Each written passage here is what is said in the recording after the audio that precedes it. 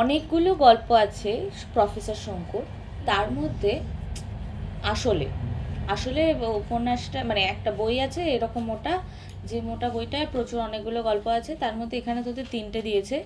বোমযাত্রীর diary হচ্ছে সবার শেষ গল্প, অ্যাজ ইফ মানে সবার শেষ গল্প ইন দ্য সেন্স এরকমভাবে মনে করা হয় যে সমস্ত কিছু প্রফেসর শঙ্কু লিখেছেন, করেছেন, যা করার করেছেন, করার পরে তিনি যখন মহাকাশে চলে যাচ্ছেন তখন এই ডায়েরিটা লিখে গিয়েছিলেন, মহাকাশ থেকে এই ডায়েরিটা নিচে পড়েছে, তার ফলে কেউ উদ্ধার করেছে এবং তার পরে পরে সমস্ত গল্পগুলো আমরা জানতে পেরেছি। এইটা হচ্ছে ব্যাপার। তো সেই জন্য এটা বোমযাত্রীর ডায়েরিটা শুরু একদিক থেকে বলা যায়, আবার একদিক থেকে শেষও বলা যায়, যে শঙ্কুর শুরু এটাও হতে পারে, আর শঙ্কুর জীবনের শেষ অংশটাও এটা হতে পারে। আচ্ছা, প্রফেসর ত্রিলোকেশ্বর শঙ্কুর ডায়েরিটা আমি পাই তারক চাটুর্যের কাছ থেকে। তারক চাটুর্য হচ্ছে প্রফেসর শঙ্কুর প্রতিবেশী টাইপের লোক, তো তার কাছ থেকে তিনি পেয়েছিলেন। এখানে আমিটা হচ্ছে একজন রিপোর্টার, যিনি প্রফেসর শঙ্কু সম্পর্কে লেখা ছাপাবেন বা তার লেখা টেখা নিয়ে একটু আলোচনা করবেন তিনি। একদিন দুপুরের দিকে অফিসে বসে পুজো সংখ্যার জন্য একটা লেখার প্রুফ দেখছি। প্রুফ মানে হচ্ছে মিলিয়ে দেখা। আমি ধর একটা গল্প লিখেছি, সেই গল্পটার মধ্যে আমি টাইপিং করেছি বা হাতে লিখেছি, আমার আকার একার এসব বসাতে ভুল হতে পারে। প্রুফ দেখা মানে হচ্ছে ওইগুলো চেক করা যে প্রত্যেকটা লাইনে সব ঠিকঠাক আছে কিনা, এগুলো হচ্ছে প্রুফ সংশোধন করা। প্রুফ দেখছি, এমন সময় তারকবাবু এসে একটা লাল খাতা আমার সামনে ফেলে দিয়ে বললেন, পড়ে দেখো, গোল্ড মাইন। তুমি পড়ে দেখো তো, এটা একদম সোনার খনি পেয়েছি আমি।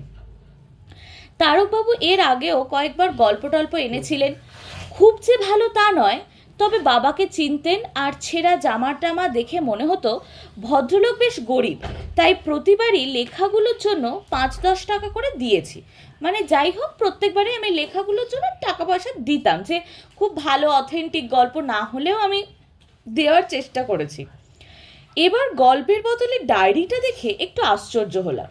এবারে গল্প দেওয়ার বদলে এই যে ডায়েরি দিয়েছে, এটাতে একটু আশ্চর্য হলাম, কারণ গল্প লেখা থাকে একটা জাস্ট সিট বা পাতায় বা দিস্তার মতো ব্যাপারে, কিন্তু যখন একটা ডায়েরি গোটা, তার মানে এটা অনেকগুলো গল্প টাইপের আছে, এত গল্প লোকটা পেলো থেকে, এটাও একটা প্রশ্ন হতে পারে। প্রফেসর শঙ্কু বছর 15 নিরুদ্দেশ। 15 বছর প্রায় তাকে খুঁজে পাওয়া যাচ্ছে না। কেউ কেউ বলেন তিনি নাকি কি একটা ভীষণ এক্সপেরিমেন্ট করতে গিয়ে প্রাণ হারান। আবার এও শুনেছি যে তিনি নাকি জীবিত। মানে অনেক রকমের কথা আছে প্রফেসর শঙ্কু নিয়ে। প্রফেসর শঙ্কুর গল্প হচ্ছে কল্পবিজ্ঞানের গল্প। কল্পবিজ্ঞান মানে হচ্ছে যেটায় বিজ্ঞানও থাকবে আবার কল্পনা মিশিয়ে থাকবে।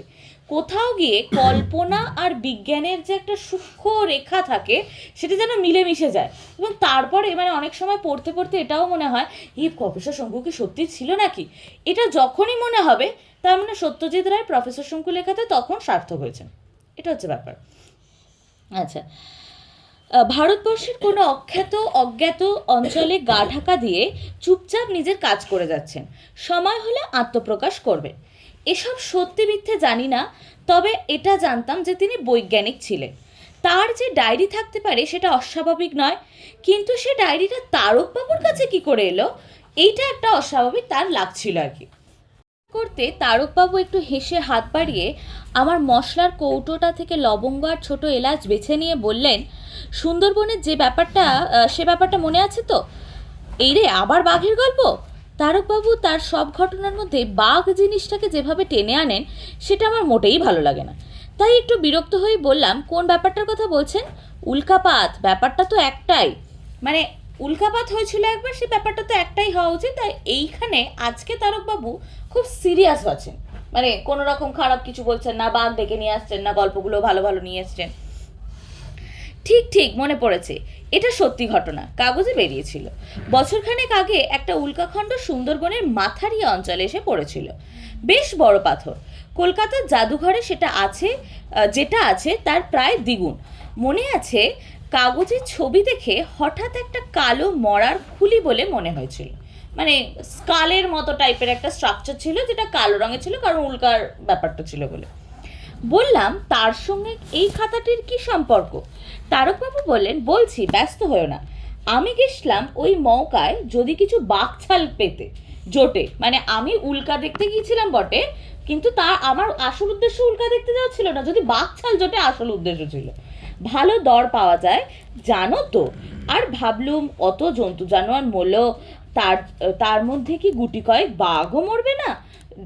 কিন্তু সেগুড়ে বালি, লেট হয়ে গেল। হরিণ টরিণ কিচ্ছু নেই, মানে সবাই সব লুটে পুটে নিয়ে চলে গেছে, আমার জন্য আর কিছু নেই। তাহলে ছিল কিছু গোসাবের ছাল, তাই নিয়ে এলাম। আর এই খাতাটা, একটু অবাক হয়ে বললাম, খাতাটা কি ওখানে গর্তের ঠিক মধ্যিখানে?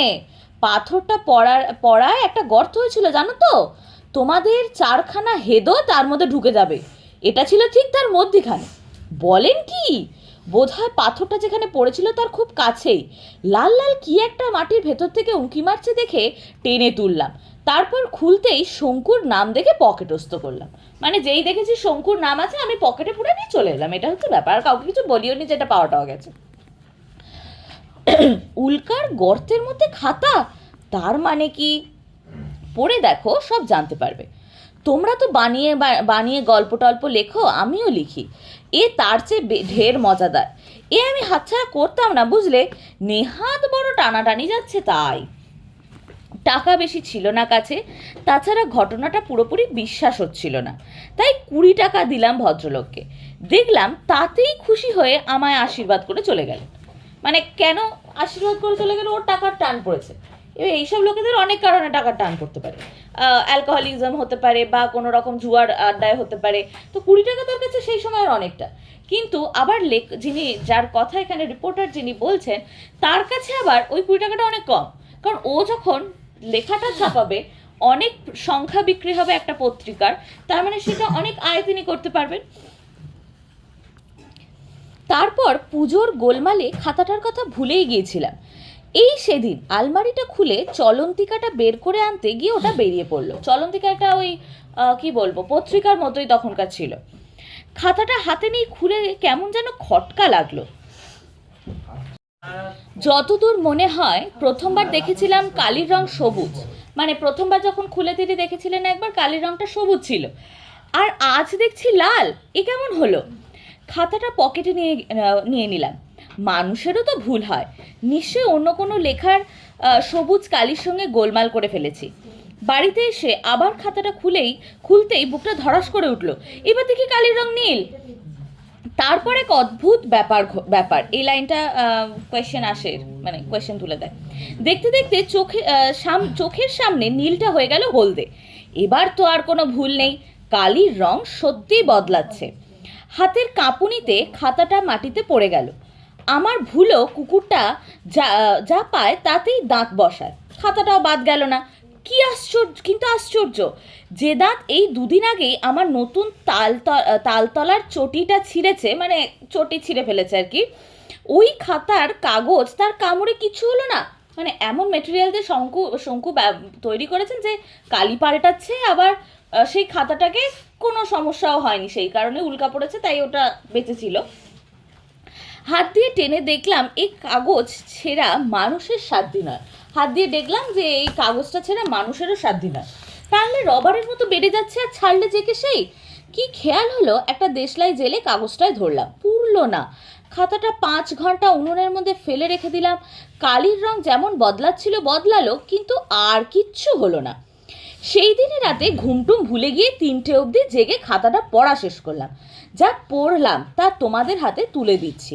এসব সত্যি কি মিথ্যে, সম্ভব কি অসম্ভব, তোমরা বুঝে নিও। এইটা দিয়েই হচ্ছে শঙ্কুর শুরু হয়।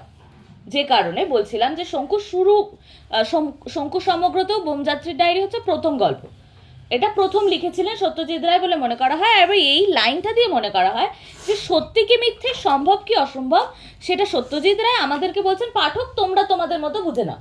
এই যে গল্পগুলোর পাঠক মেনলি টার্গেট অডিয়েন্স কারা?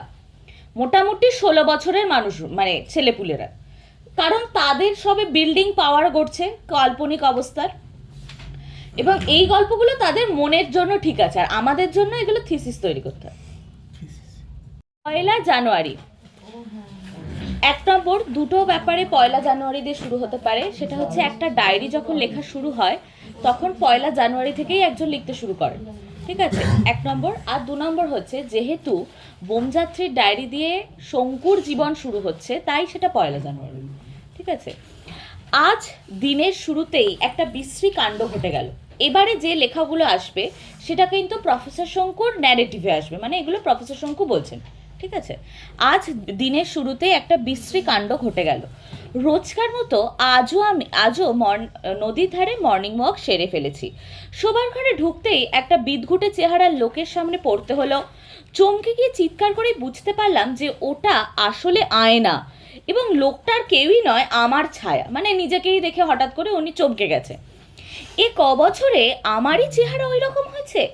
আর আয়নার প্রয়োজন হয় না বলে ওটার ওপরে ক্যালেন্ডার টাঙিয়ে রেখেছিলাম। আজ সকালে বোধহয় প্রহ্লাদরা বছর শেষ হয়ে গেছে বলে সর্দারি করে ওটা নামিয়ে রেখেছে। ওকে নিয়ে আর পারা গেল না।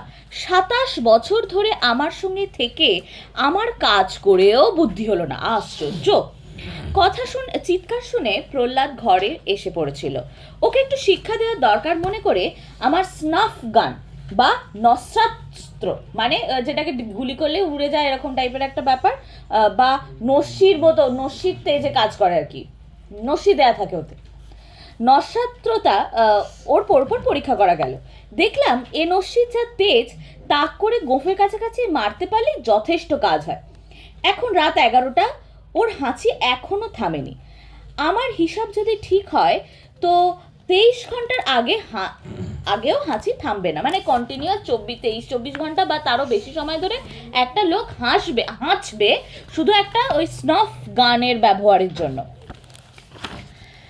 2রা জানুয়ারি, রকেট নিয়ে যে চিন্তাটা ছিল সেটা ক্রমে দূর হচ্ছে। যাবার দিন যত এগিয়ে আসছে ততই মনে জোর পাচ্ছি, উৎসাহ পাচ্ছি। এখন মনে হচ্ছে যে প্রথমবারের কেলেঙ্কারিটার জন্য একমাত্র প্রহ্লাদই দায়ী।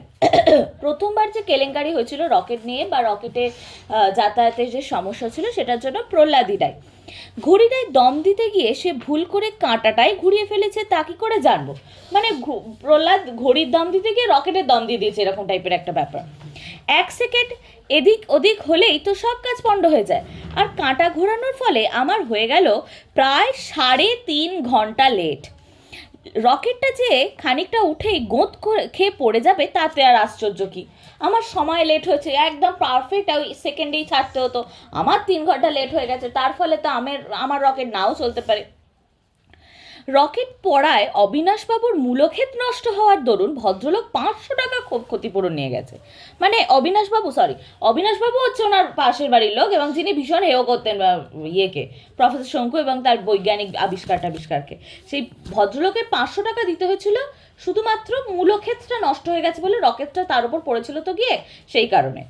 একেই বলে দিনে ডাকাতি।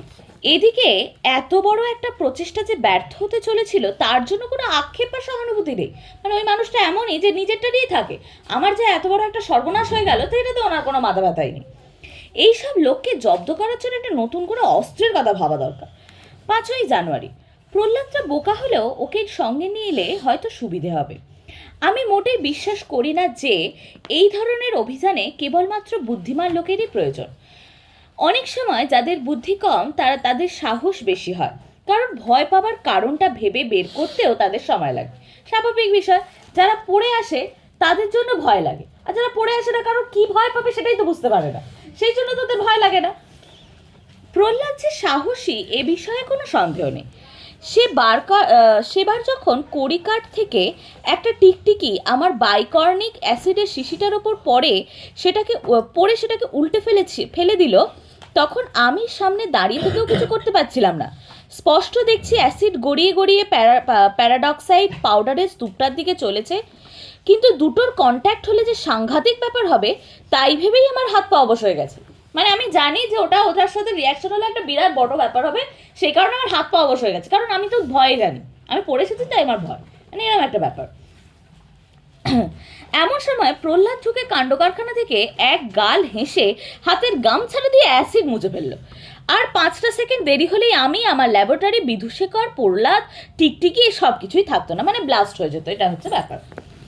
তাই ভাবছি হয়তো ওকে নেওয়াই ভালো, ওজনেও কুলিয়ে যাবে।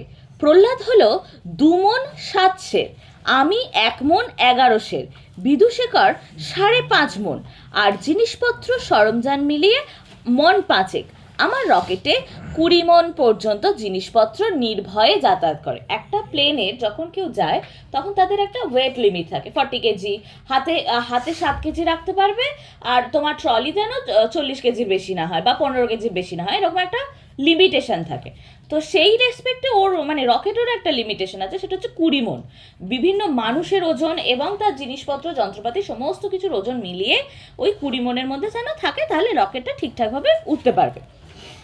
6ই জানুয়ারি আমার রকেটের পোশাকটার আস্তিনে কতগুলি উচ্চিংড়ে ঢুকেছিল, আজ সকালে সেগুলো ঝেড়ে ঝুড়ে বার করেছি। এমন সময় অবিনাশবাবু এসে হাজির। বললেন, কি মশাই, আপনি তো চাঁদপুর না মঙ্গলপুর কোথায় চললেন? মানে চাঁদে না মঙ্গলে কোথায় যাচ্ছে নাকি, ওটাকে চাঁদপুর না মঙ্গলপুর কোথায় চললেন? আমার টাকাটার কি হলো? আমাকে যে 500 টাকা দেওয়ার কথা ছিল, আমার টাকাটার কি হলো? এই হলো অবিনাশবাবুর রসিকতার নমুনা। বিজ্ঞানের কথা উঠলেই ঠাট্টা আর ভাড়ামো।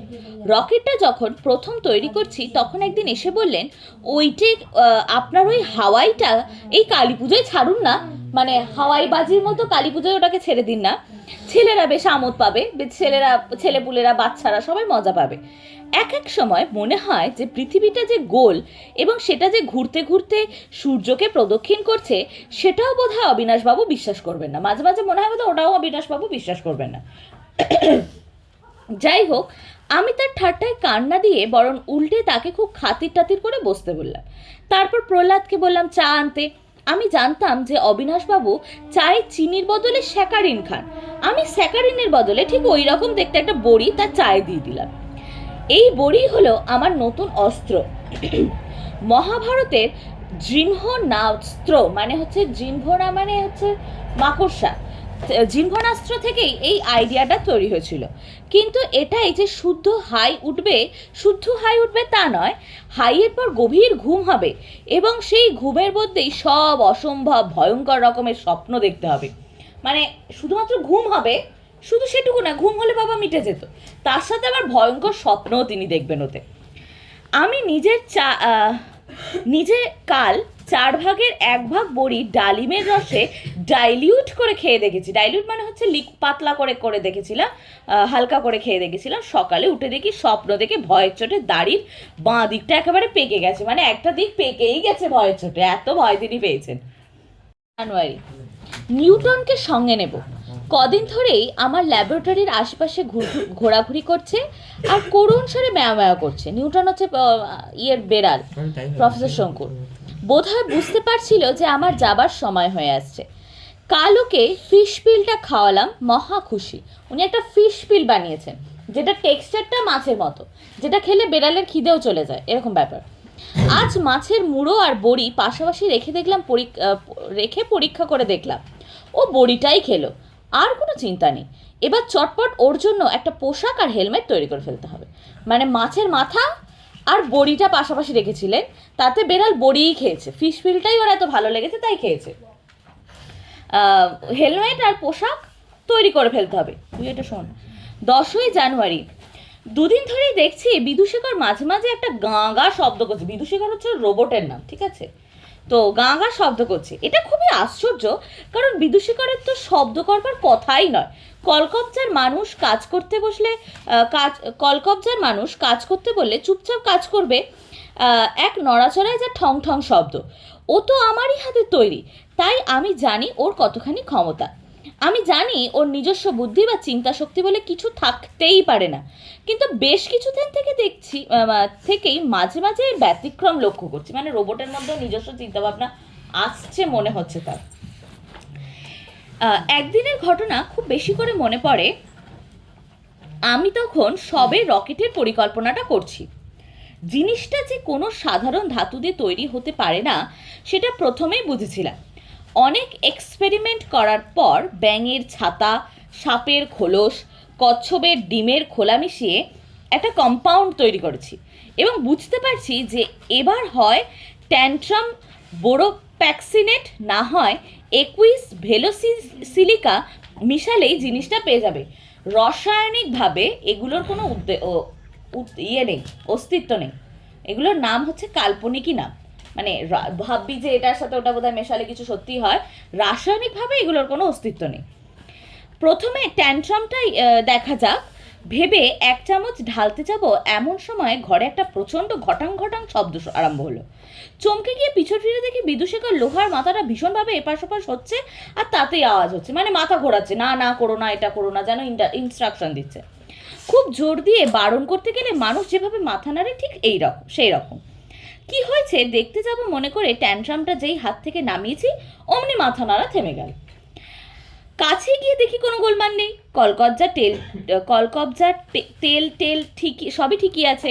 টেবিলে ফিরে এসে আবার যেই ট্যান্ট্রামটা হাতে নিয়ে বসেছি অমনি আবার ঘটাং ঘটাং। এই তো ভারী বিপদ, বিদুশেখর কি সত্যিই বারণ করছে নাকি? এবার ভেলোসিলিকাটা হাতে নিলাম, নিতেই আবার সেই শব্দ, কিন্তু এবার মাথা নাড়ছে ওপর নিচে, যেমন করে মানুষে হ্যাঁ বলে, মানে বিদুশেখর বুদ্ধি নিজে বার করেছে আর কি, এরকম ব্যাপার। শেষ পর্যন্ত ভেলোসিলিকা মিশিয়ে ধাতুটা তৈরি হলো। পরে ট্যান্ট্রামটা দিয়ে পরীক্ষা করে দেখেছিলাম না করলেই ভালো ছিল, সেই চোখ ধাঁধানো সবুজ আলো আর বিস্ফোরণের বিকট শব্দ কোনোদিন ভুলবো না। মানে ওটা দিলে বিস্ফোরণ হতো, সেটা বিদুশেখর আগে থেকে বুঝে গেছে, সেই কারণে সে বারণ করছিল, ভেলোসিলিকা দিয়ে কাজকর্ম হয়েছে। 11ই জানুয়ারি।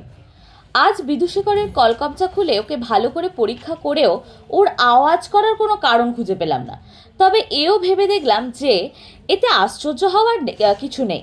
আমি আগেও অনেকবার দেখেছি যে আমার বৈজ্ঞানিক বিদ্যে বুদ্ধি দিয়ে আমি যে জিনিস তৈরি করি সেগুলো অনেক সময় আমার হিসেবের বেশি কাজ করে, মানে আমি যা ভাবি আমার এক্সপেকটেশনের অনেক বাইরে চলে যায় এরা। তাতে এক এক সময় মনে হয় যে হয়তো বা কোনো অদৃশ্য শক্তি আমার অজ্ঞাতে আমার ওপর খোদকারি করেছে, মানে আমার ওপরে কাজ করেছে, এরকম একটা ব্যাপার। কিন্তু সত্যিই কি তাই? বরঞ্চ আমার মনে হয় যে আমার ক্ষমতার দৌড় যে ঠিক কতখানি তা হয়তো আমি নিজেই বুঝতে পারি না। খুব বড় বড় বৈজ্ঞানিকদের শুনেছি এরকম হয়। এখানে দেখ, যেহেতু ছোটোবেলায় যখন পড়েছি, মানে আমার ক্ষেত্রে যখন ছোটোবেলায় পড়েছি তখন আমার খুব ভালো লাগতো প্রফেসর শঙ্কু পড়তে, কিন্তু এখন আমার ভালো লাগে না। তার একটা কারণ হচ্ছে এটা যে প্রফেসর শঙ্কুর এই যে সেলফ কেন্দ্রিক, আত্মকেন্দ্রিক যে ব্যাপারটা সেটা খুব বেশি, নিজে কত বড় বৈজ্ঞানিক সেটা নিজেই জানেন, এইটাতে সমস্যা হয়। এটা হচ্ছে ব্যাপার, যে মানে দেখবি বড় হলে এক একটা চিন্তা ভাবনা পাল্টে যায় না, যে বড় তো তোমাকে বলবে সবাই, তুমি কেন নিজেকে বলবে যে আমি কত বড়? ওই জন্য বলছে যে খুব বড় বড় বৈজ্ঞানিকদের শুনেছি এরকম হয়, তার মানে নিজেও তিনি একজন বড় বৈজ্ঞানিক, সেই কারণে তার এটা হচ্ছে, সেটা তিনি ইনডিরেক্টলি বলে রাখছেন। এই যে একটা সেলফ সেন্ট্রিক ব্যাপার বা আত্ম গরিমায় ভুগছেন উনি, আমার মনে হয় সাইকোলজিক্যাল কিছু প্রবলেম ছিল, মানে এখন মনে হয়, ছোটোবেলায় মনে হতো না। আর একটা কথা আমার প্রায়ই মনে হয়, সেটা হচ্ছে বাইরের কোনো জগতের প্রতি আমার যেন একটা টান আছে। এই টানটা লিখে বোঝানো শক্ত। মাধ্যাকর্ষণের ঠিক উল্টো কোনো শক্তি যদি কল্পনা করা যায় তাহলে এটার একটা আন্দাজ পাওয়া যাবে, মানে অ্যান্টি গ্র্যাভিটি ফোর্স, মানে আমার বাইরে চলে যাওয়ার ইচ্ছা, এই যে মঙ্গলে চলে যাব, শনিতে চলে যাব, উনি বিভিন্ন সময় বিভিন্ন গ্রহের ওনার গল্প আছে, তো সেই গল্পগুলো যখন হয়েছে তার মানে বাইরে উনি গেছেন। মনে হয় যেন পৃথিবীর প্রভাব ছাড়িয়ে যদি কিছু দূর ওপরে উঠতে পারি তাহলে এই টানটা আপনি থেকেই আমাকে অন্য কোনো গ্রহে টহে নিয়ে গিয়ে ফেলবে, আমাকেই ফেলবে। এটা হচ্ছে একটা ব্যাপার, হাইপ দেওয়া নিজেকে বলে যেটা। এই টানটা যে চিরকাল ছিল তা নয়, একটা বিশেষ দিন থেকে এটা আমি অনুভব করছি। সেই দিনটার কথা আজও বেশ মনে আছে। 12 বছর আগে আশ্বিন মাস, আমি আমার বাগানে একটা আরামকেদারায় শুয়ে শরৎকালের মৃদু মৃদু বাতাস উপভোগ করছি। আশ্বিন কার্তিক মাসটা আমি রোজ রাতে খাবার পরে 3 ঘন্টা এইভাবেই শুয়ে থাকি, কারণ এই দুটো মাসে উল্কাপাত হয় সবচেয়ে বেশি। 1 ঘন্টায় অন্তত 8-10টা উল্কা রোজই দেখা যায়। আমার দেখতে ভারী ভালো লাগে। সেদিন কতক্ষণ শুয়েছিলাম খেয়াল নেই, হঠাৎ একটা উল্কা দেখলাম যেন একটু অন্যরকম। সেটা ক্রমশই বড় হচ্ছে এবং মনে হলো আমার দিকেই আসছে। আমি এক দৃষ্টে তাকিয়ে রইলাম। উল্কাটা ক্রমে ক্রমে কাছে এসে আবার বাগানের পশ্চিম দিকের গোলঞ্চ গাছটার পাশে থেমে গিয়ে একটা জোনাকির মতো জ্বলতে থাকলো। সে এক আশ্চর্য দৃশ্য। আমি উল্কাটাকে ভালো করে দেখবো বলে চেয়ার ছেড়ে উঠে যেতেই আমার ঘুমটা ভেঙে গেল, মানে আমি স্বপ্ন দেখছিলাম। এটাকে স্বপ্ন বলেই বিশ্বাস করতাম, কিন্তু দুটো কারণে খটকা রয়ে গেল। এক হলো ওই আকর্ষণ, যেটার বশে আমি তার পরের দিন থেকেই রকেটের বিষয়ে ভাবতে শুরু করি। মানে একটা ফিলিং, এমনও তো হতে পারে যে ওটা স্বপ্ন দেখেছিলাম বলেই আমার আকর্ষণ ক্রিয়েট হয়েছে, কিন্তু সেটা ভাবলেন না, উনি ভাবলেন রকেটটা এসেছিল বোধহয় সত্যি। আর এক হলো গোলঞ্চ গাছ। সেই দিনটা থেকেই গাছটাতে গোলঞ্চের বদলে একটা নতুন রকমের ফুল হচ্ছে। এরকম ফুল কেউ কোথাও দেখেছে কিনা জানি না। আঙুরের মতো 5টা করে ঝোলা ঝোলা পাপড়ি, দিনের বেলায় কুচকুচে কালো, কিন্তু রাত হলে ফসফরাসের মতো জ্বলতে থাকে। ফসফরাসের জ্বলতে থাকে কিভাবে? যখন রাতের বেলা সমুদ্রে যাওয়া যায় দেখবি সমুদ্রের আলো মানে জল জ্বলে, কারণ সমুদ্রের ওই ওপরের স্থলে ফসফরাস থাকে। ফসফরাস আলোর অন্ধকারে একটা সাইনিং টেক্সচার থাকে ফসফরাসের, সেই কারণে বলছে ফসফরাসের মতো জ্বলতে থাকে। আর যখন হাওয়ায় দোলে তখন মনে হয় যেন হাতছানি দিয়ে ডাকছে, মানে হাওয়ায় দুলছে যখন, তখনও মনে হয় যে হাতছানি দিয়ে ডাকছে। 12ই জানুয়ারি, কাল ভোর 5টায় মঙ্গল যাত্রা। আজ প্রহ্লাদকে ল্যাবরেটরিতে ডেকে এনে ওর পোশাক আর হেলমেটটা পরিয়ে দেখলাম। ও তো হেসেই অস্থির। সত্যি বলতে কি আমারও ওর চেহারা, ওর হাবভাব দেখে হাসি পাচ্ছিল। এমন সময় একটা ঠং ঠং ঘট ঘং শব্দ শুনে দেখি বিদূষিকর তার লোহার চেয়ারটায় বসে দুলছে আর গলা দিয়ে একটা নতুন রকম শব্দ করছে। এই শব্দের মানে একটাই হতে পারে, বিদূষিকরও প্রহ্লাদকে দেখে হাসছিল। নিউটন হেলমেটটা পরানোর সময় একটু আপত্তি করেছিল, এখন দেখছি বেশ চুপচাপ আছে আর মাঝে মাঝে জিভ বার করে হেলমেটের কাঁচটা চেটে দেখছে। মানে বেড়ালদের যেরকম স্বভাব, যে এরকম একটু নতুন নতুন জিনিস দেখলে একটু দেখে টেকে নেওয়া, সেরকম। 21শে ফেব্রুয়ারি, আমরা 7 দিন হলো পৃথিবী ছেড়েছি। এবার যাত্রায় কোনো বাধা পড়েনি। ঘড়ির কাঁটায় কাঁটায় রওনা হয়েছি। যাত্রী মালপত্র নিয়ে ওজন হলো 15 মণ 32-এর 3 ছটাক। 5 বছরের মতো রসদ আছে সঙ্গে। নিউটনের একটা ফিশ ফিলের 7 দিন খাওয়া হয়ে যায়, মানে একটা ফিশ ফিল খেলে 7 দিন আর কিছু খেতে হয় না। প্রহ্লাদের আমার আর প্রহ্লাদের জন্য বটফলের রস থেকে যে বড়িটা তৈরি করেছিলাম, বটিক ইন্ডিকা, কেবল সেটাই নিয়েছি। মানে মানুষের খাবার জন্য বটিক ইন্ডিকা, ওইটুকু খেলেই হয়ে যাবে। বটিক ইন্ডিকার একটা হোমিওপ্যাথি বড়ি খেলেই পুরো 24 ঘন্টার জন্য খিদে তেষ্টা মিটে যায়। 1 মণ বড়ি সঙ্গে নিয়েছি, মানে আর কিছু নিইনি, জল খাবার এসব কিছু নিইনি, বড়িটাই সঙ্গে নিয়ে নিয়েছি, খিদেই তো পাবে না, এরকম একটা ব্যাপার। নিউটনের এত ছোট জায়গায় বেশিক্ষণ বদ্ধ থাকতে অভ্যাস নেই, তাই বোধহয় প্রথম কদিন একটু ছটফট করছিল। কাল থেকে দেখছি আবার টেবিলের ওপর বসে ঘন্টার পর ঘন্টা বাইরের দৃশ্য দেখছে। কুচকুচে কালো আকাশ, তার মধ্যে অগণিত জ্বলন্ত গ্রহ নক্ষত্র নিউটন দেখে, আর মাঝে মাঝে আস্তে লেজের ডগাটা নাড়ে। ওর কাছে বোধহয় ওগুলো অসংখ্য বেড়ালের চোখের মতো মনে হয়। বিদূষিকরের কোনো কাজকর্ম নেই, চুপচাপ বসে থাকে। ওর মন বা অনুভূতি বলে যদি কিছু থেকেও থাকে, সেটা ওর গোল গোল বলের মতো নিষ্পলক কাঁচের চোখ দেখে বোঝবার উপায় নেই। প্রহ্লাদের দেখছি বাইরের দৃশ্য সম্পর্কে কোনো কৌতূহলই নেই। সে বসে বসে কেবলমাত্র রামায়ণ পড়ছে। ভাগ্যে বাংলাটা শিখেছিল প্রহ্লাদ আমার কাছে, মানে ও বাংলাটাও পড়তে পারতো না, প্রফেসর শঙ্কুই ওকে বাংলা পড়া শিখিয়েছেন এবং ভাগ্যে শিখিয়েছিলেন। 25শে জানুয়ারি, বিদূষিকরকে বাংলা শেখাচ্ছি, বেশ সময় লাগবে মনে হচ্ছে, তবে চেষ্টা আছে। প্রহ্লাদ যে ওর উচ্চারণের ছিরি দেখে হাসে, সেটাও মোটেই পছন্দ করে না। 2-1বার দেখেছি ও মুখ দিয়ে গ গ আওয়াজ করছে আর পা দুটো ঠং ঠং করে মাটিতে ঠুকছে। ওর লোহার হাতের একটা বাড়ি খেলে যে কি দশা হবে সেটা কি প্রহ্লাদ বোঝে না? মানে হঠাৎ করে যদি রোবট রেগে গিয়ে মারতে শুরু করে দেয়, মানে রোবটের ইমোশন কাজ করতে শুরু করে দেয়, তাহলে প্রহ্লাদের কি দশা হবে কি প্রহ্লাদ বুঝতে পারছে না। আজ বিদূষিকরকে পরীক্ষা করার জন্য জিজ্ঞাসা করলাম কেমন লাগছে। ও প্রশ্নটা শুনে 2-3 সেকেন্ড চুপ করে থেকে দুলতে আরম্ভ করলো। কিছুক্ষণ সামনে পিছনে দুলে তারপর হাত দুটোকে পরস্পরের কাছে এনে ঠং ঠং করে তালির মতো বাজালো, মানে হাততালি দিচ্ছে, মানে ভালো লাগছে।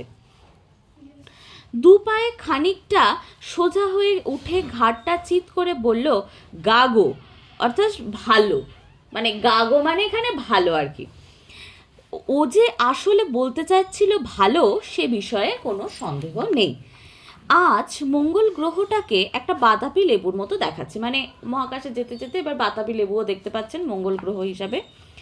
আমার হিসাব অনুযায়ী 1 মাস পরে ওখানে পৌঁছবো। এই কমাস নির্বিঘ্নে কেটেছে, মানে বেশ কয়েক মাস তিনি ওখানে আছেন, সেটা নির্বিঘ্নে কেটেছে।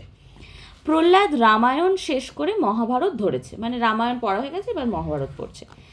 আজ সকালে দূরবীন দিয়ে গ্রহটাকে দেখছি, এমন সময় খেয়াল হলো বিদুশেখর কি জানি বিড়বিড় করছে, মানে এমন সময় কি একটা যেন বিড়বিড় করছে বলে মনে হলো। প্রথমে মন দিইনি, তারপর লক্ষ্য করলাম যে বেশ লম্বা একটা কথা বারবার বলছে, প্রতিবার একই কথা। আমি সেটা খাতায় নোট করে নিলাম। এই রকম দাঁড়ালো, ঘাগো, ঘাং, কুত, ঘগাং, মানে এসব যাতা কি, সেটার বাংলা করলে এটা দাঁড়াবে ধনধান্যে পুষ্পে ভরা। লেখাটা পড়ে আর ওর কথা শুনতে শুনতে হঠাৎ বুঝতে পারলাম ও কি বলছে। কিছুদিন আগে দ্বিজু রায় মানে হচ্ছে দ্বিজেন্দ্রলাল রায়ের একটা গান গুনগুন করে গাইছিলাম। এটা তারই প্রথম লাইন, ধনধান্যে পুষ্পে ভরা আমাদের এই বসুন্ধরা। বিদুশেখরের উচ্চারণের প্রশংসা করতে না পারলেও ওর স্মরণ শক্তি দেখে অবাক হয়ে গেলাম। মানে উচ্চারণটা যা তা করেছে ঠিক আছে, কিন্তু স্মরণ শক্তিটা বেশ ভালো। জানালা দিয়ে এখন মঙ্গল ছাড়া আর কিছুই দেখা যায় না। আস্তে আস্তে গ্রহের গায়ের রেখাগুলি স্পষ্ট হয়ে আসছে। কাল এই সময় ল্যান্ড করব। অবিনাশবাবুর ঠাট্টার কথা মনে পড়লে হাসি পায়। দেখ, এখানে একটা টাইম সিকোয়েন্সের সমস্যা আছে।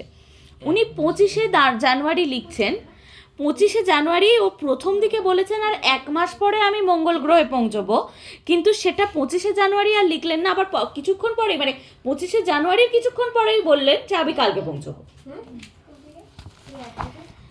আমাদের যে সমস্ত জিনিসের সঙ্গে নিয়ে নামতে হবে সেগুলো গুছিয়ে রেখেছি। ক্যামেরা, দূরবীন, অস্ত্রশস্ত্র, ফার্স্ট এড বক্স, সবই নিতে হবে। মঙ্গল গ্রহে সব কিছু নিয়ে উনি নামবেন, মানে কল্পনার লেভেলটা ভাব সত্যজিৎ রায়। মঙ্গল গ্রহে যে প্রাণী আছে সে বিষয়ে আমার সন্দেহ নেই, তবে তারা যে কীরকম, ছোট কি বড়, হিংস্র না অহিংস্র তা জানি না। একেবারে মানুষের মতো কিছু হবে সেটাও অসম্ভব বলে মনে হয়। যদি বিদঘুটে কোনো প্রাণী হয় তাহলে প্রথমটা ভয়ের কারণ হতে পারে, কিন্তু এটা মনে রাখা দরকার যে আমরা যেমন তাদের কখনো দেখিনি, তারাও কখনো মানুষ দেখেনি। মানে তাদেরকে যেমন মঙ্গল গ্রহের প্রাণী আমরা দেখিনি, মঙ্গল গ্রহের প্রাণীরাও পৃথিবীর প্রাণী দেখেনি, এরকম একটা ব্যাপার তিনি বলতে চাইছেন। প্রহ্লাদকে দেখলাম তার ভয় ভাবনা নেই, সে দিব্যি নিশ্চিন্ত আছে। তার বিশ্বাস গ্রহের নাম যখন মঙ্গল তখন সেখানে কোনো অনিষ্টই হতে পারে না। আমিও ওর সরল বিশ্বাসে, মানে আমি আর সরল বিশ্বাসে ঘা দিলাম না টাইপের ব্যাপার। তখন ডায়েরি লিখতে লিখতে কাণ্ড হয়ে গেল। বিদুশেখরকে কদিন থেকেই একটু চুপচাপ দেখছিলাম, কেন তা ঠিক বুঝতে পারছিলাম না। এখনো প্রশ্ন করলে ঠিক উত্তর দিতে পারে না, কেবল কোনো একটা কথা বললে সেটা শুনে নকল করার চেষ্টা করে, মানে নকল করে করে বলার একটা চেষ্টা করে। আজ চুপ করে থাকতে থাকতে হঠাৎ কি যে হলো, এক লাফে যন্ত্রপাতির বোর্ডটার কাছে গিয়ে যে হ্যান্ডেলটা টানলে রকেট উল্টো দিকে যায় সেটা ধরে প্রচণ্ড টানলো। আমরা তো ঝাঁকুনি চোটে সব কেবিনের মেঝেই গড়াগড়ি, অর্থাৎ যেদিকে উল্টো দিকে যাবে সেইটা ধরে টেনে দিয়েছে। আর সবাই স্বাভাবিকভাবে একটা ফ্লোতে যাচ্ছিল, তার উল্টো দিকে টানছে, মানে একটা মেঝেতে পড়ে যাওয়ার সম্ভাবনা আছে, তো আমরা মেঝেতে সব পড়ে গড়াগড়ি। কোনো মতে উঠে গিয়ে বিদুশেখরের কাঁধের বোতামটা টিপতেই বিকল হয়ে হাত পা মুড়ে বসে পড়ল। তারপর হ্যান্ডেলের মোড় ঘুরিয়ে ফিরিয়ে আবার মঙ্গলের দিকে যাত্রা হলো। বিদুশেখরের এরকম পাগলামির কারণ কি? ওকে আপাতত অকেজো করেই রেখে দেব, ল্যান্ড করার পর আবার বোতাম টিপে চালু করব। আমার বিশ্বাস ওর মনের ওপর চাপ পড়ছিল বেশি, রোবট আবার তার মন, ব্যাপারটা এরকম। বড্ড বেশি কথা বলা হয়েছে ওর সঙ্গে, তাই বোধহয় মাথাটা বিগড়ে গেছে। দেখ, এই কথাগুলো বইয়েতে সিঙ্গেল ইনভার্টেড কমার মধ্যে আছে, কারণ একটা রোবটের যে মাথা বা মন এই শব্দগুলো থাকে না, সেটারও একটা রিফ্লেকশন যেন এটা বোঝানোর চেষ্টা করছে। আর 5 ঘন্টা আছে আমাদের ল্যান্ড করতে। দেখ, 25শে জানুয়ারি লিখছেন, 1 মাস বাকি, আবার পরের দিন আবার 5 ঘন্টা। গ্রহের গায়ে যে নীল জায়গাগুলো প্রথমে জল বলে মনে হয়েছিল সেটা এখন অন্য কিছু বলে মনে হচ্ছে। সরু সরু লাল সুতোগুলো যে কি এখনো বুঝতে পারছি না। আমরা 2 ঘন্টা হলে মঙ্গলে নেমেছি, নামাও হয়ে গেছে। একটা হলদে রঙের নরম পাথরের ঢিবির ওপর বসে আমি ডায়েরি লিখছি। এখানে গাছপালা, মাটি, পাথর সবই কেমন জানি নরম রাবারের মতো। ফার্স্ট অফ অল, মঙ্গল গ্রহে গিয়ে এরমভাবে বসে থাকা যাবে না। দ্বিতীয়ত, ডায়েরি লেখাও যাবে না, কারণ ঘর্ষণ বলটা কিভাবে কাজ করবে সেটা তো আমরা এখন জানি, তো লেখা টেখা যাবে না অত। তো তাও মেনে নিলাম গল্পের খাতিরে, কল্পবিজ্ঞানের গল্প। সামনেই হাত বিশেক দূরে একটা লাল নদী বয়ে যাচ্ছে। সেটাকে প্রথমে নদী বলে বুঝিনি, কারণ জলটা দেখলে, জলটাও ইনভার্টেড কমা, কারণ আমরা যেটাকে জল বলছি সেটা মঙ্গল গ্রহে হয়তো জল নয়, অন্য কোনো নাম। জলটা দেখলে ঠিক মনে হয় যেন স্বচ্ছ পেয়ারার জেলি, মানে পেয়ারার জেলি। এখানে সব নদীই বোধহয় লাল, এবং সেগুলোকেই আকাশ থেকে লাল সুতোর মতো দেখায়। যেটাকে রকেট থেকে জল বলে মনে হচ্ছিল সেটা আসলে ঘাস আর গাছপালা, সবই সবুজের বদলে নীল। তার মানে আমাদের পৃথিবীতে যেটা নীল সেটা ওখানে লাল, আর আমাদের যেটা সবুজ সেটা ওখানে নীল। আকাশের রং কিন্তু সবুজ, তাই সব কিরকম উল্টো উল্টো মনে হয়। মানে আকাশের রং আমাদের নীল, ওদের সবুজ। এখনো পর্যন্ত কোনো প্রাণী চোখে পড়েনি। আমার হিসাব তাহলে ভুল হলো নাকি? কোনো সারা শব্দও পাচ্ছি না, কেমন যেন একটা থমথমে ভাব। এক নদীর জলের কুলকুল শব্দ ছাড়া আর কোনো শব্দই নেই। আশ্চর্য নিস্তব্ধ, মানে মানে এই নিস্তব্ধটা তো আমার মেনেও নেওয়া যাচ্ছে না। ঠান্ডা নেই, বরঞ্চ গরমের দিকে, মানে ঠান্ডা লাগছে না, বরঞ্চ একটু গরমের দিকেই লাগছে। কিন্তু মাঝে মাঝে এক একটা হাওয়া আসে, সেটা ক্ষণস্থায়ী হলেও একেবারে হাড় পর্যন্ত কাঁপিয়ে দেয়। গরমের দিকে টেম্পারেচার, কিন্তু মাঝে মাঝে একটা করে হাওয়া আসে যেটা একটু হাড় কাঁপিয়ে দেওয়ার মতো ঠান্ডা। দূরে হয়তো বরফের পাহাড় টাহাড় জাতীয় কিছু আছে। নদীর জলটা প্রথমে পরীক্ষা করতে সাহস পাচ্ছিলাম না, তারপর নিউটনকে খেতে দেখে ভরসা পেলাম। আজলা করে তুলে দেখি, চেখে দেখি অমৃত। মনে পড়লো একবার গাঢ় পাহাড়ে একটা ঝর্ণার জল খেয়ে আশ্চর্য ভালো লেগেছিল। মানে পেয়ারার জেলির মতো জল খেয়ে তার মনে হচ্ছিল এটা অমৃত, বিশাল ব্যাপার। সেটা আবার গাঢ় পাহাড় বলে একটা জায়গা আছে বাংলাদেশে এখন বর্তমানে, তো সেখানকার জল খেয়েও তার মনে হচ্ছিল এরকম অমৃত সুস্বাদু। কিন্তু এর কাছে সে জল কিছুই নয়, মানে এর কাছে যেন সেই জলটাও কিছু নয়, এটাই সুপ্রিম বা সব থেকে ভালো। এক ঢোক খেয়েই শরীর ও মনের সমস্ত ক্লান্তি দূর হয়ে যায়। বিদুশেখরকে নিয়ে আজ এক ফ্যাসাদ, মানে বিদুশেখরকে নিয়ে আবার ফ্যাসাদে পড়া গেছে। ওর যে কি হয়েছে জানি না। রকেট ল্যান্ড করার পর বোতাম টিপে ওকে চালু করে দিলাম, কিন্তু ও নড়েও না চড়েও না। জিজ্ঞাসা করলাম কি হয়েছে, তুমি নামবে না? ও মাথা নেড়ে না বলল। তারপর বললাম কেন, কি হয়েছে? এবার বিদুশেখরের হাত দুটো মাথার ওপর তুলে গভীর ভয় পাওয়া গলায় বলল, বিভং, মানে বিপদ আর কি। বিদুশেখরের ভাষা বুঝতে আমার কোনো অসুবিধা হয় না, তাই বুঝলাম ও বলছে বিপদ। জিজ্ঞেস করলাম কি বিপদ? বিদুশেখর, কিসের ভয়? বিদুশেখর আবার গভীর গলায় বলল, বিভং, বিভং, বিভং, মানে বিপদ, ভীষণ বিপদ। অগত্যা বিদুশেখরকে রকেটে রেখেই আমরা তিনটি প্রাণী মঙ্গল গ্রহের মাটিতে পদার্পণ করলাম। তিনটি প্রাণী কে? একটা প্রফেসর শঙ্কু, প্রহ্লাদ আর নিউটন। প্রথম পরিচয়েই অবাক ভাবটা 2 ঘন্টার মধ্যে কেটে গেছে। নতুন জগতের যে একটা গন্ধ থাকতে পারে সেটা ভাবতে পারিনি। রকেট থেকে নেমেই সেটা টের পেলাম। এটা গাছপালা, জল, মাটির গন্ধ নয়, কারণ আলাদা করে প্রত্যেকটা জিনিস শুঁকে দেখেছি। এটা মঙ্গল গ্রহেরই গন্ধ, আবহাওয়ার সঙ্গে মিশে আছে। হয়তো পৃথিবীরও একটা গন্ধ রয়েছে যেটা আমরা টের পাই না, কিন্তু অন্য কোনো গ্রহের লোক সেখানে গেলে ঠিক টের পাবে। মানে এটা স্বাভাবিক, যে কোনো বাড়িতে দেখবি প্রত্যেকটা বাড়ির আলাদা একটা গন্ধ আছে। প্রথম সেই গন্ধটা একটু অস্বস্তি তৈরি করে, তারপর প্রত্যেকটা সময় আমরা সেই গন্ধটাতে অভ্যস্ত হয়ে যাই। আমার বাড়িতেও একটা গন্ধ আছে যেটা তোরা প্রথম মনে হয় যেটা পেয়েছিলাম, কিন্তু এখন আর ইউজড হয়ে গেছিস বলে অতটা মনে হয় না। সেরকম প্রত্যেকটা গ্রহের একটা গন্ধ আছে, বা ওনার বক্তব্য অনুযায়ী প্রথম যারা গ্রহে আসবে তারা বুঝতে পারবে গন্ধটার কি ডিফারেন্স। প্রহ্লাদ পাথর কুড়িয়ে বেড়াচ্ছে। ওকে বলছি কোনো প্রাণী টানি দেখলে আমায় খবর দিতে, মানে মঙ্গল গ্রহের পাথর নিয়ে যাবে আর কি।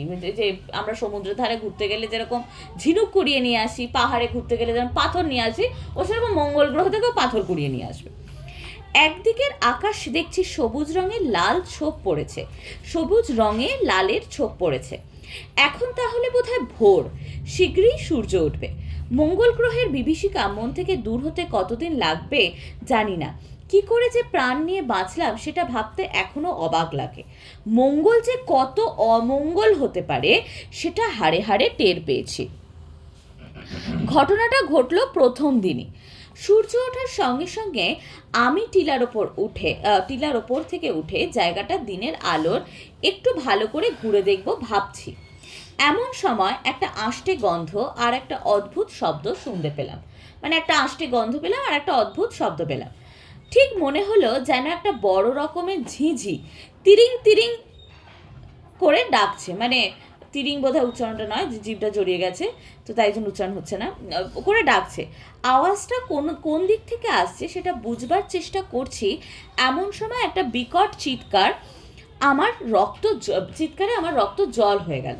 মানে ভীষণ ভয় পেয়ে গেলাম আর কি। তারপর দেখলাম প্রহ্লাদকে। তার চোখ যেন ঠিকরে বেরিয়ে আসছে।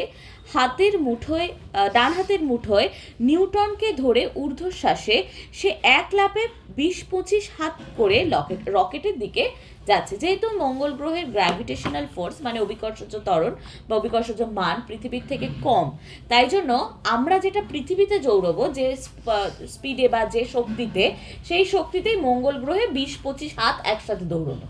ঠিক আছে, তো ওই জন্য বলছে যে প্রহ্লাদ একসাথে 20-25 হাত জোরে জোরে লাফিয়ে যাচ্ছে আর কি। তার পিছু নিয়েছে যে জিনিসটা, সেটা মানুষও নয়, জন্তুও নয়, মাছও নয়, কিন্তু 3-এর সঙ্গে কিছু কিছু মিল আছে। লম্বায় 3 হাতের বেশি নয়, পা আছে কিন্তু হাতের বদলে মাছের মতো ডানা, বিরাট মাথায় মুখজোড়া দন্তহীন হাঁ, মানে দাঁত নেই, হাঁ করা। ঠিক মাঝখানে প্রকাণ্ড একটা সবুজ চোখ, মানে মাঝখানে একটা সবুজ চোখ বড় সড়ো আছে। আর সর্বাঙ্গে মাছের মতো আঁশ, সকালের রোদে চিকচিক করছে। জন্তুটা ভালো ছুটতে পারে না, পদে পদে হোঁচট খাচ্ছে।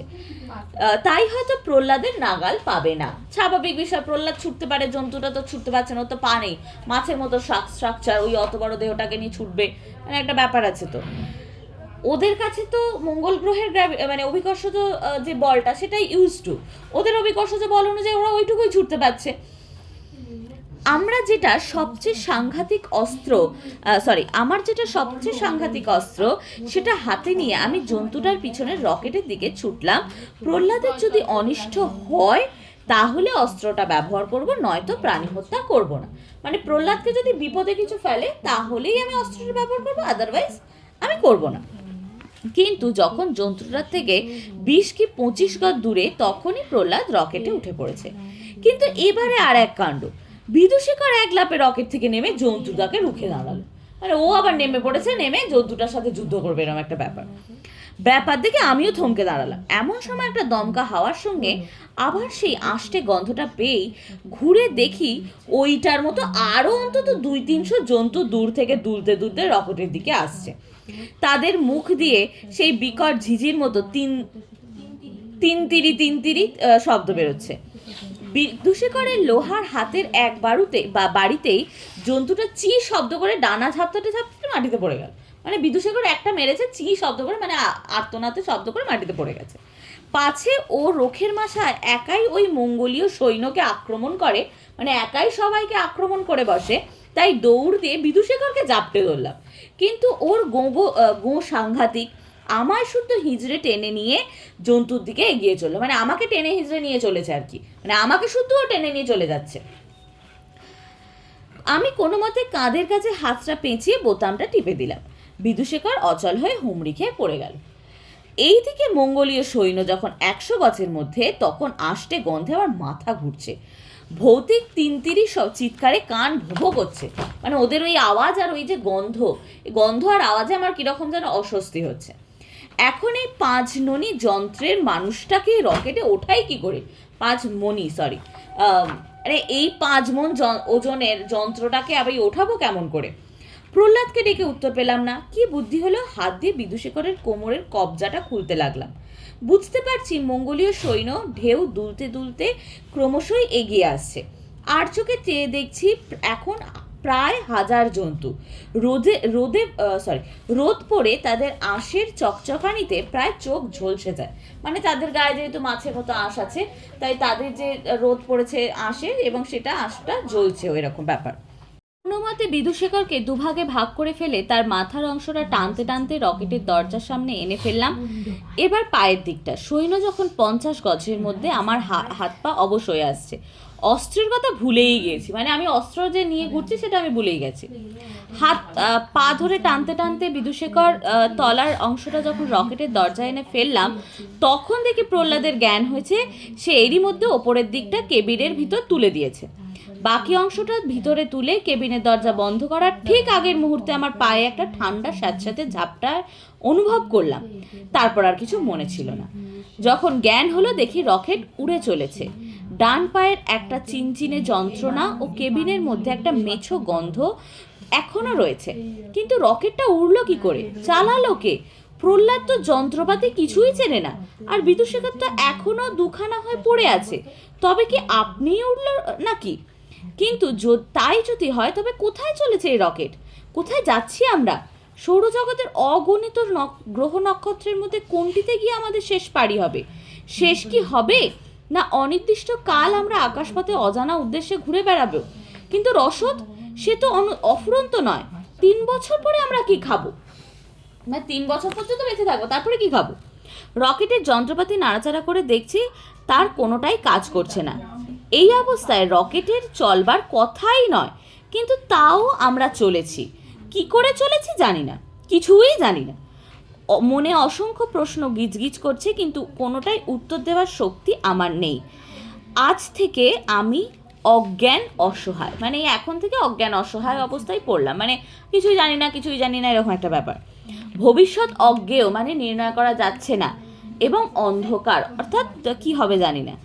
এখনও আমরা এইভাবে উড়ে চলেছি। কিছু দেখার নেই, তাই জানলাটা বন্ধ করে রেখেছি। প্রহ্লাদ এখন অনেক সামলে নিয়েছে। দাঁত কপাটি লাগাটাও কমেছে, নিউট্রনের অরুচিটাও কমেছে। মঙ্গলীয়ের গায়ে দাঁত বসানোর ফলে হয়েছিল বোধহয় ওটা। কাণ্ডই বটে। প্রহ্লাদের কথাবার্তা এখনো অসংলগ্ন, কিন্তু যেটুকু বলছে তার থেকে বুঝেছি যে নদীর ধারে পাথর কুড়োতে কুড়োতে সে হঠাৎ একটা আষ্টে গন্ধ পায়। তাতে সে মুখ তুলে দেখে কিছু দূরেই একটা না মানুষ না জন্তু না মাছ নদীর ধারে দাঁড়িয়ে আছে, আর নিউটন লেজ খাড়া করে চোখ বড় বড় করে গুটি গুটি সেটার দিকে এগোচ্ছে। প্রহ্লাদ কিছু করবার আগেই নিউটন নাকি এক লাফে জন্তুটার কাছে গিয়ে তার হাঁটুতে কামড় দেয়।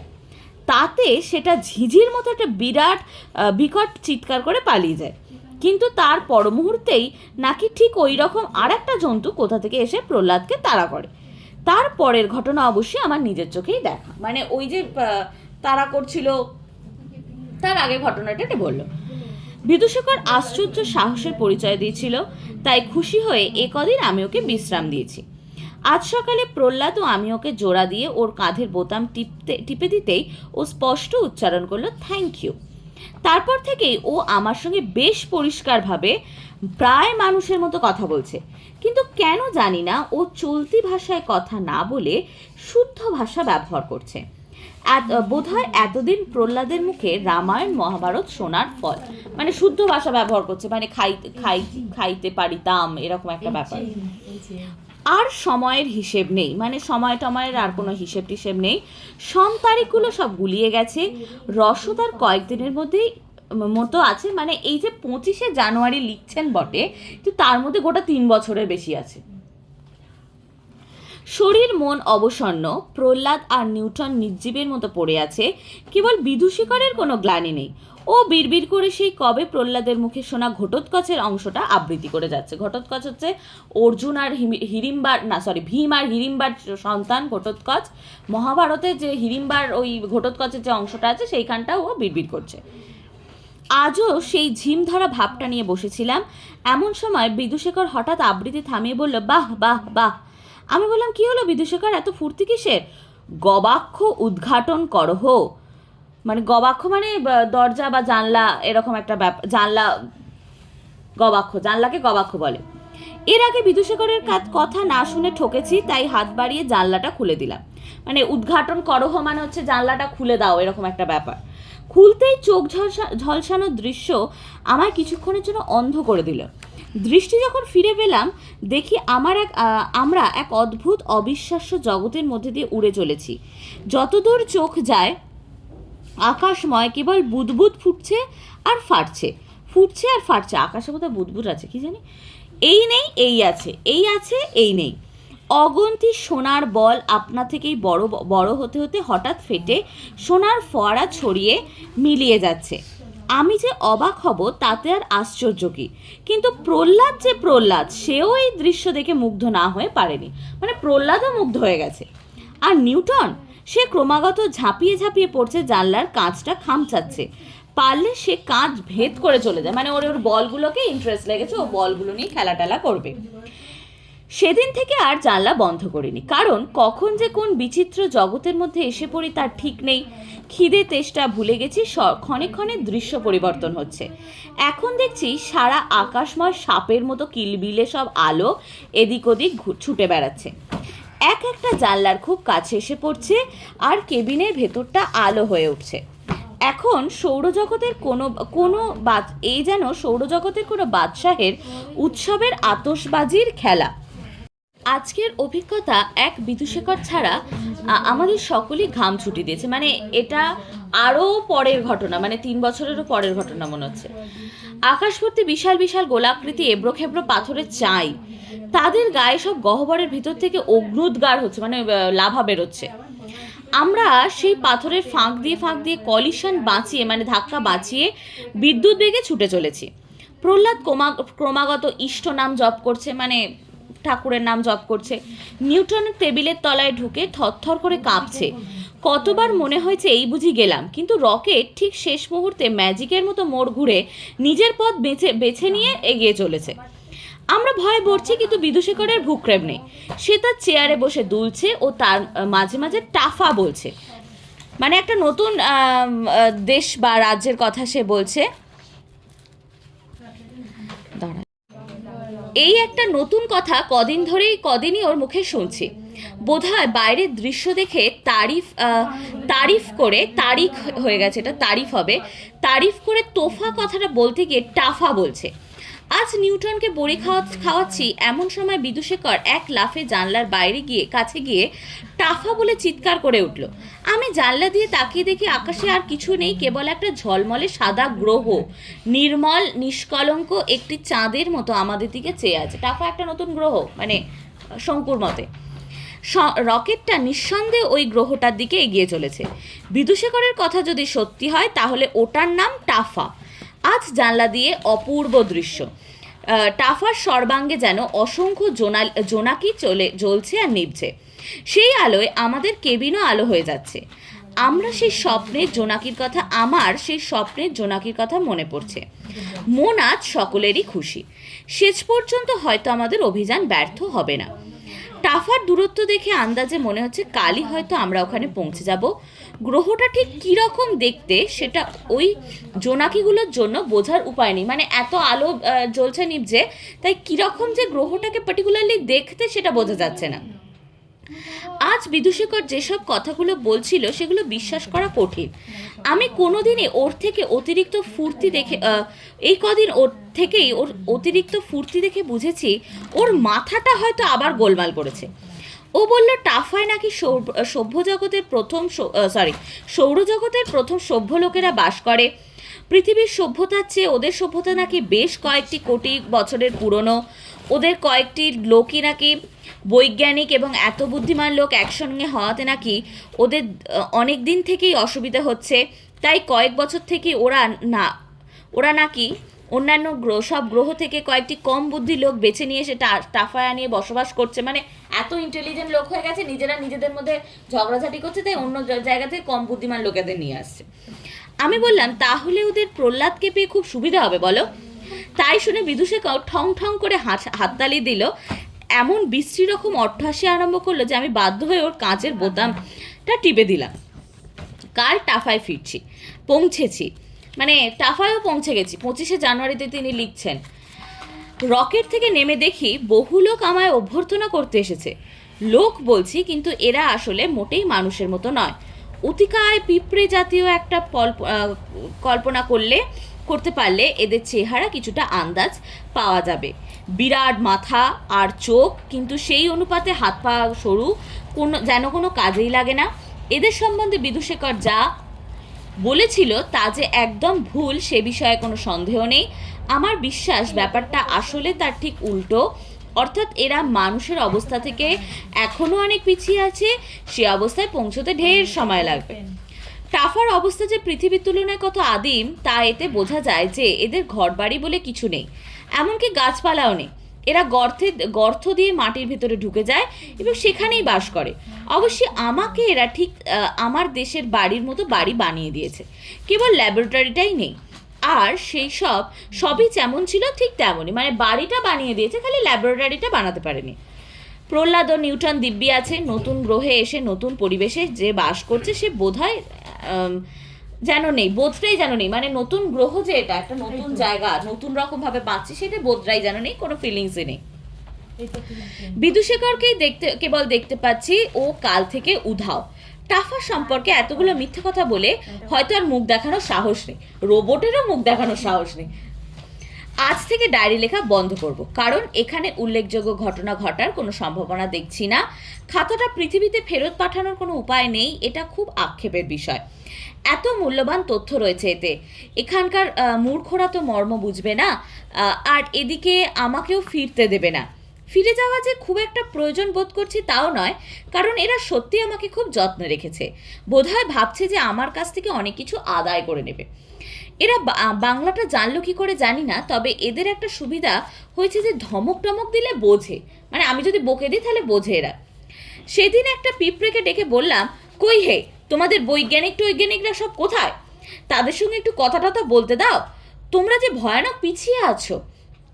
তাতে লোকটা বললো, ওসব বিজ্ঞান টিজ্ঞান দিয়ে কি আর হবে, যেমন আছেন থাকুন না, আমরা মাঝে মাঝে আপনার কাছে আসবো, আপনার সরল সহজ কথাবার্তা শুনতে আমাদের ভারী ভালো লাগে। আহ, যত সব ন্যাকামো। আমি রেগে গিয়ে আমার নস্যির বন্দুকটা দিয়ে লোকটার ঠিক নাকের ফুটো তাক করে মারলাম, কিন্তু তাতে ওর কিছু হলো না। হবে কি করে, এরা তো এখনো হাঁচতেই শেখেনি, মানে এদের হাঁচতেই পারে না। হয়তো অনেকে জানতে চাইবে প্রফেসর শঙ্কুর ডায়েরিটা কোথায়। এবার এটা যিনি লেখক আমাদের পেয়েছিলেন তিনি বলছেন, হয়তো অনেকেই জানতে চাইবেন প্রফেসর শঙ্কুর ডায়েরিটা কোথায়, এমন আশ্চর্য জিনিসটাকে দেখবার কোনো উপায় আছে কি না। আমার নিজের ইচ্ছা ছিল যে ডায়েরিটা ছাপানোর পর ওর কাগজ ও কালিটা কোনো বৈজ্ঞানিককে দিয়ে পরীক্ষা করিয়ে তারপর ওটাকে জাদুঘরে দিয়ে দেব। সেখানে থেকে অবশ্যই সকলের পক্ষে দেখা সম্ভব, কিন্তু তা হবার জো নেই। না থাকার কারণটা আশ্চর্য। লেখাটা কপি করে প্রেসে দেবার পর সেই দিনই বাড়ি এসে শোবার ঘরের তাক থেকে ডায়েরিটা নামাতে গিয়ে দেখি জায়গাটা ফাঁকা। তারপর একটা অদ্ভুত ব্যাপার দেখলাম, ডায়েরির পাতার কিছু গুঁড়ো আর লাল মলাটের ছোট্ট একটা অংশ তাকের উপর আছে, এবং তার উপর ক্ষিপ্র হাতে ঘোরাফেরা করছে শখানেক ভুবুক্ষ ডেঁও পিঁপড়ে। মানে পিঁপড়েই একমাত্র এটাকে নষ্ট করতে পেরেছিল, আগুন কাটারি এইসব চাপ কিছু করতে পারেনি। এরা পুরো খাতাটাকে খেয়ে শেষ করেছে, এবং ওই সামান্য বাকি অংশটুকু আমার চোখের সামনেই উদরস্থ করে ফেললো। আমি কেবল হাঁ করে চেয়ে রইলাম। যে জিনিসটা অক্ষয় অবিনশ্বর বলে মনে হয়েছিল সেটা হঠাৎ পিঁপড়ের খাদ্যে পরিণত হলো, সেটা কি করে সেটা আমি এখনো ভেবে ঠাউর করতে পারিনি। তোমরা এর মানে বুঝতে পারছো কি?